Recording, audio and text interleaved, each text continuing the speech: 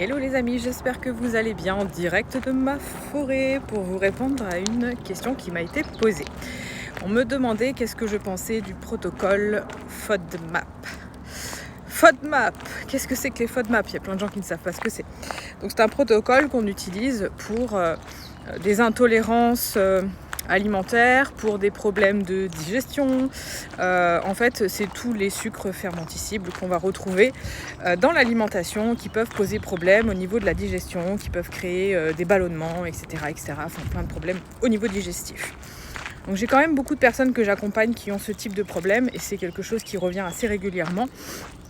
Et moi personnellement, en coaching individuel, j'utilise le protocole FODMAP.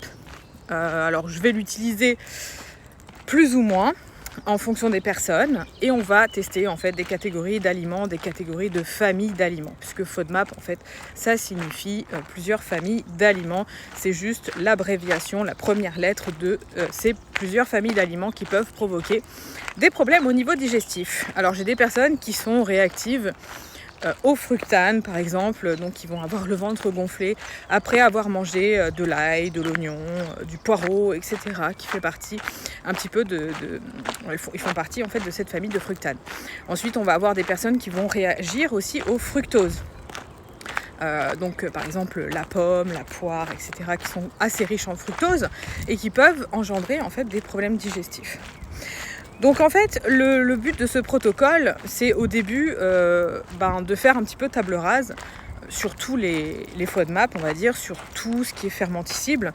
On retire le blé, les produits laitiers, on va retirer beaucoup de fruits, beaucoup de légumes, et on va garder tous ceux qui sont très faibles en FODMAP, et aussi en une certaine quantité. Parce que par exemple, je vais vous donner un exemple, vous allez peut-être bien tolérer les myrtilles quand vous allez en manger 50 grammes par exemple.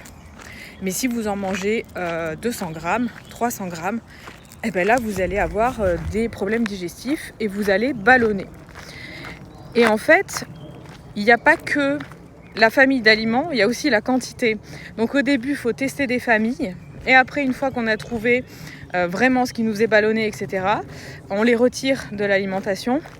Et on va garder en fait toutes les choses qui nous conviennent.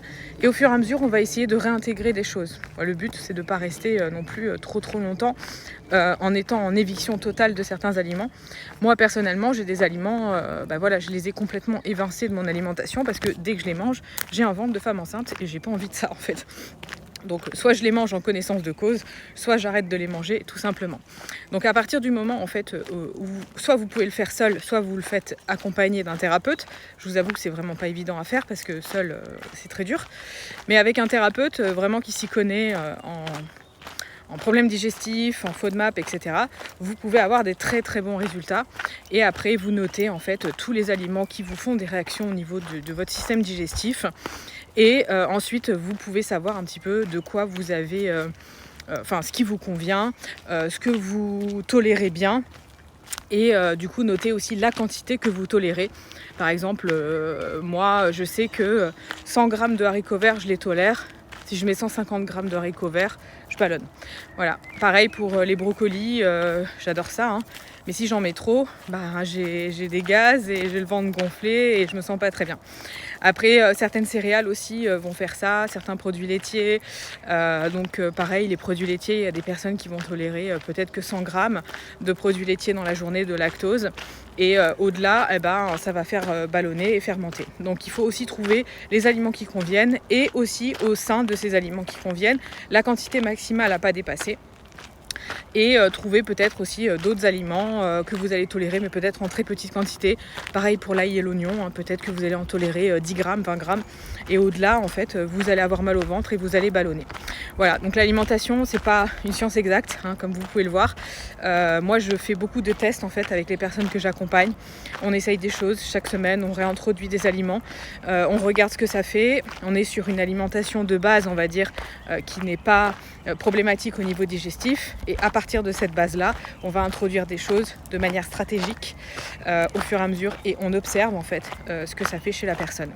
Voilà, donc moi je suis pour ce protocole FODMAP, à condition que ce soit bien fait, bien accompagné et que l'éviction en fait de certains aliments ne se fasse pas non plus sur le long terme, parce que on a besoin aussi de diversité au niveau de notre microbiote.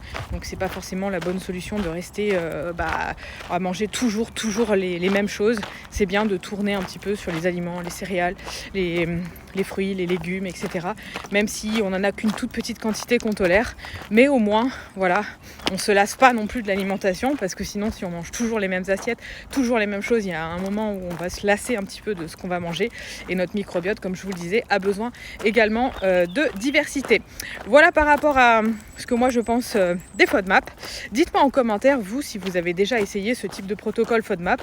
Est-ce que vous avez vu des résultats? Quels sont les aliments auxquels vous réagissez le plus? Quelles sont les familles d'aliments aussi auxquels vous réagissez le plus? Est-ce que vous êtes intolérant au lactose, au fructose, au galactose, au fructane?